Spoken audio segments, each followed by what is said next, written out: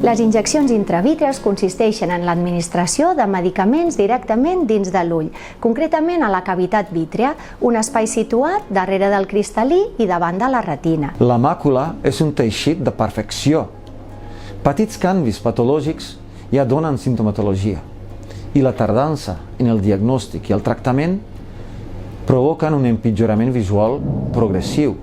És per això que, quan abans apliquem la injecció intravítrea, salvarem més visió. Es fan servir en casos com la degeneració macular associada a l'edat en la forma exudativa.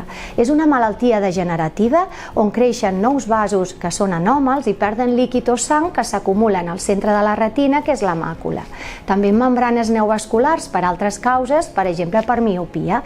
Tots ells es tracten amb injeccions d'antiangiogènics per tal de reduir aquest acúmul de líquid i frenar el creixement d'aquests vasos anòmals. Hi ha pacients diabètics o aquells que han tingut una trombosi d'una vena de la retina que poden presentar una complicació que és l'edema macular, s'acumula el líquid a la retina. Es poden tractar amb injeccions d'antiangiogènics o de corticoides intravitris per reduir la inflamació.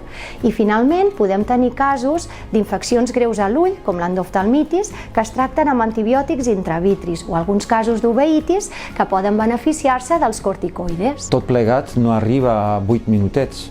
És tot tan curt perquè la meitat de temps són 5 minutets, que és la neteja i la protecció, l'anestèsia.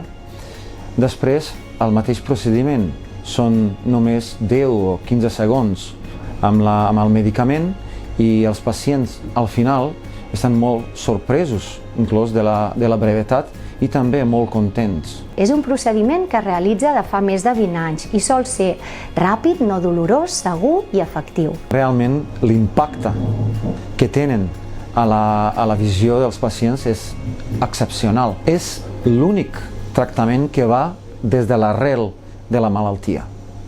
La possible pèrdua greu de la visió es frena i a la gran majoria dels pacients millora notablement la visió.